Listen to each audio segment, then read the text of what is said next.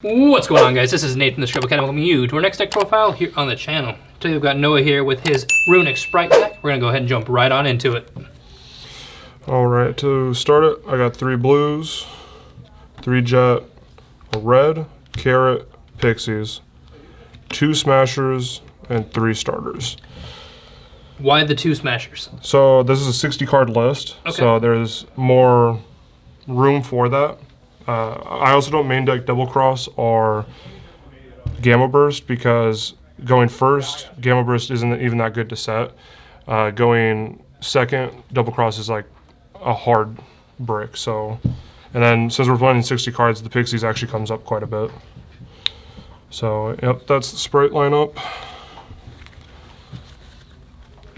For other level 2s, we have 3 swap, 3 beaver, 3 angler, as well as 3 sunfish.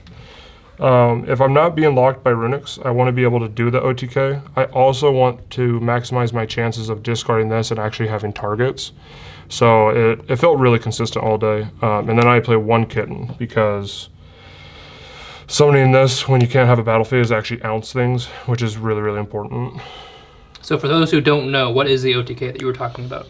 So the OTK is as long as your opponent has something that has 1400 or more attack, and you can stick a sunfish and a number 2 mosquito. You smash into the 14, they take it. This dies, summons itself again, and ditches angler from deck to summon 2 beavers.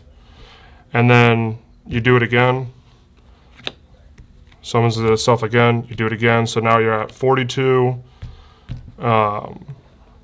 And then 2 more times. It's a really easy OTK. Joshua Schmidt went over it, so I think he probably goes into better detail than me. All right.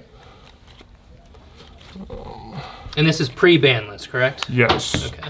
The last hurrah. For Runicks, we're playing the 3 fountain, 3 tip, 3 freezing curses, 3 flashing fire, 3 destruction, 2 slumber, and a smiting storm. The reason why I run this is because I wanted 15 cards I could discard angler as well as swap frog. Mathematically, it gives you the best chances of when you do open angler, you always have a discard for it. And starting your turn, using one of these to summon Hugin to search this, while also discarding angler and just giving yourself 3 right away. You can go right into gigantic, dodge nib. It's really, really powerful. Ratios on this, I mean, everything needs to be at 3. The reason why I didn't do 3 slumber, which is what most people do if they run Runick, I wanted to play a smiting storm just because it says up to the number, so if I ever do get a chance of milling my opponent out, it's not exact, it's just, you know, you can go up to, so yeah. Felt really consistent. The issue with hand traps is they're not level 2. These are all level 2. So your deck's basically like 40 some level 2s that you can summon.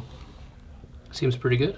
For hand traps, we have 3 imperm, 3 nib, 3 ash, and then 7 Bayou steals. Now that we're at the local level, I mean, I knew Sword Soul was represented, I knew Sprite was represented, and I knew Tier was going to be heavy today. So I wanted to still run Bayou steals, but I knew it wasn't going to be the best, so I didn't overload on them. I do think Joshua Schmidt had the idea of like running Bayou steals with this, because if you open one of these, an imperm with a nib, it essentially, like Rukalos can't stop nib, and you nib the board, and from there you have advantage. But these against like Sword Soul and everything else, it's really good. So yeah, that was the hand traps. Onto the extra deck. 2 Hugin. I didn't want to run 3 because when I was a couple weeks ago, I got 10th place at Omaha and did really bad at the regional just before in Des Moines. And the reason why is because Hugin was just, the 3rd one was useless. I never ever went into it, and today I never needed a 3rd either. 2 Sprined. I went into the 2nd one all day today. It was really good. 2 elf, big rips, and 2 gigantic. I like the second Gigantic. A lot of people who play this Runick build didn't run it, but I like it. Totally awesome. Dinge Buster. A lot of people aren't playing this anymore. I don't understand. If you normal summon, you know, swap and you can get the whole play going and then play starter to get blue, jet, get smashers, and just take those into Dinge Buster. This also was, I mean, MVP all day today. Mannequin Cat. Yeah, this card was really good today too. Round 1 was crazy with it. Oni Maru, this is the same thing as Kitten. It, you know, when you don't have a battle phase, you need stuff that answers. I don't think I summoned it all day today, but it can come up. Mosquito.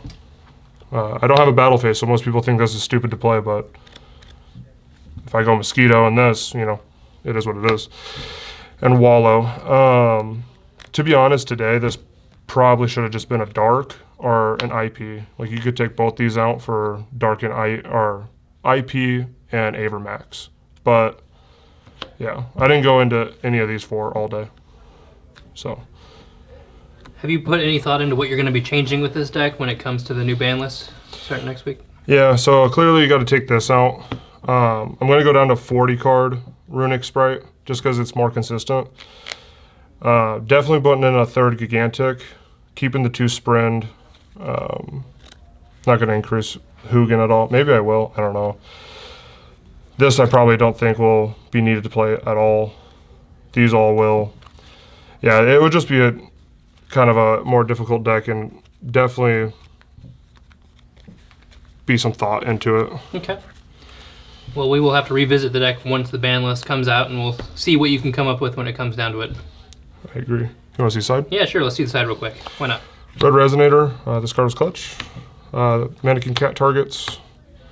If I go first, I would like it. If I go second, I guess I'd like it. So I kind of side it. And then I just kind of like to play power spells.